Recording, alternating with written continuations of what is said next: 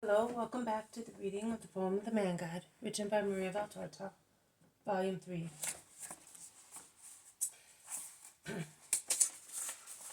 Chapter 277, Part 2. Jesus sends the 72 disciples. Jesus begins speaking. What I said before to the people is to be completed for you who have been chosen from the people.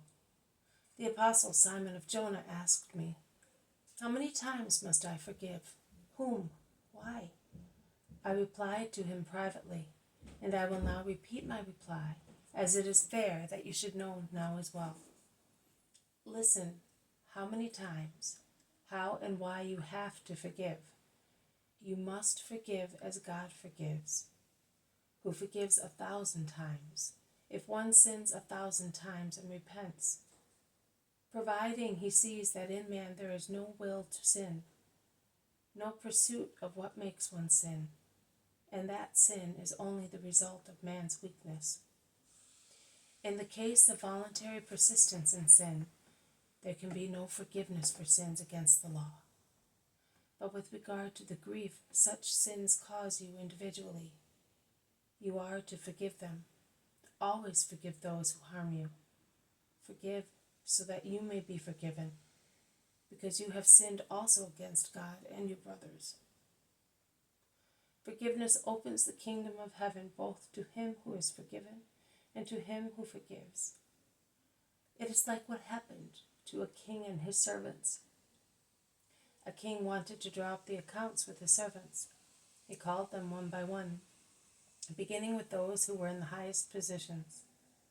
There was one who owed the king 10,000 talents, but the servant could not pay back the advance the king had given him to build his house and purchase all kinds of goods, because in actual fact, for many more or less justified reasons, he had not made a very diligent use of the money lent to him for that purpose. The king and master was angry at his sloth and breakage of his word, and ordered him, his wife, children, and all his possessions to be sold until he settled his debt. But the servant threw himself at the king's feet, and weeping implored him, let me go. Have a little more patience, and I will give you back everything I owe you to the last penny. The king was moved by so much distress. He was a good king, and not only agreed to his request, but when he heard that diseases had been the cause of his lack of diligence and failure to pay, he also remitted his debt. The servant went away happily, but on his way he ran into another servant, a poor fellow to whom he had lent 100 denarii, taken from the 10,000 talents received from the king. As he felt sure of the king's protection, he thought everything was permissible to him, and he seized the unhappy fellow by the throat, saying, give me what you owe me.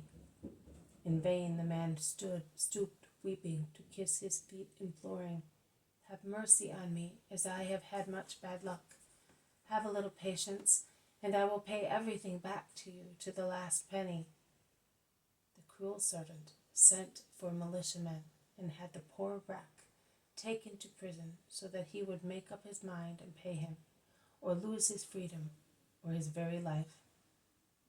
The friends of the unhappy man came to know about it, and being very upset, they went and told the king and master, who upon hearing the news ordered the pitiless servant to be brought before him, and looking at him severely said, you wicked servant, I helped you the first time, that you might become merciful, that you might become a rich man. Then I helped you by remitting your debt when you implored me to have patience. You did not have pity on your fellow servant, whilst I, a king, had so much pity on you. Why do you not treat your fellow servant as I treated you? And in his anger he handed him over to the jailers, to be kept by them until he paid everything back, saying, as he did not have pity on one who owed him very little, while he had so much pity for me who am a king, so I will no longer have pity on him. And that is how my Father will deal with you if you are pitiless towards your brothers.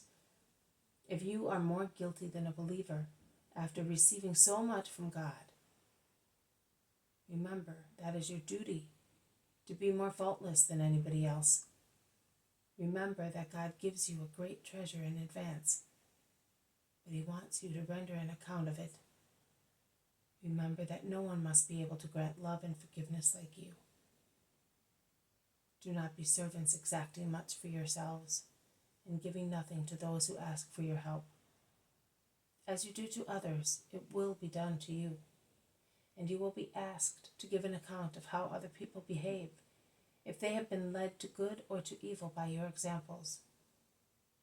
Oh, if you have sanctified people, your glory in heaven will be really great. But likewise, if you have been corrupters, or only sluggish in sanctifying, you will be severely punished.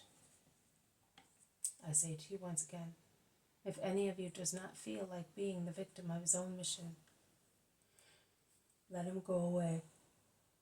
But let him not fail in it. Let him not fail in what is pernicious to his own and other people's perfection.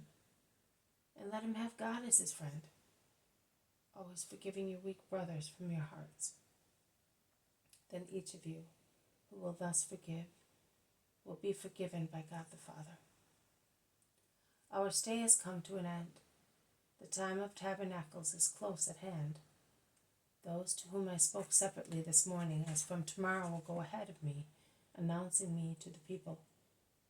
Those who are staying must not lose heart. I have kept some of them for prudential reasons, not because I disdain them. They will be staying with me, and I will soon send them as I am now sending the first 72 disciples.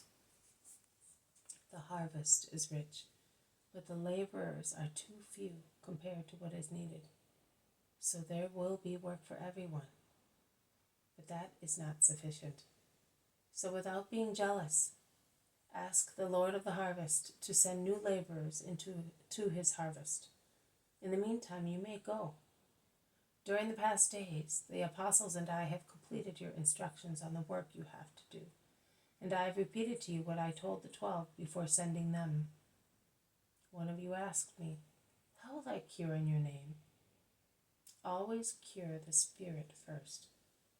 Promise the sick people the kingdom of God if they can believe in me. And once you have ascertained their faith, order the disease to depart, and it will go away. And do likewise with those whose souls are ill. Stimulate their faith first of all. By means of sound words, inspire them with hope. I will then come to grant them divine charity, as I put it into your hearts after you believed in me and hoped for mercy. And be not afraid of men or of demons. They will not hurt you.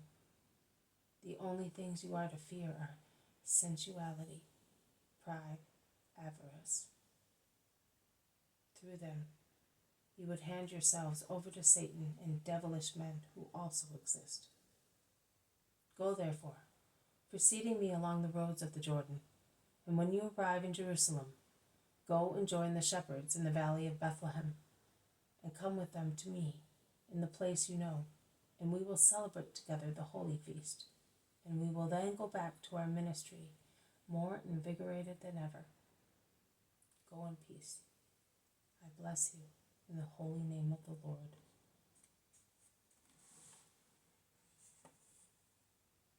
This has been a reading from the poem of the Man God, written by Maria Valtorta, Volume 3, Chapter 277, Part 2. Jesus sends the 72 disciples. Thank you for listening. I will see you tomorrow. May God bless you, and may peace be with you.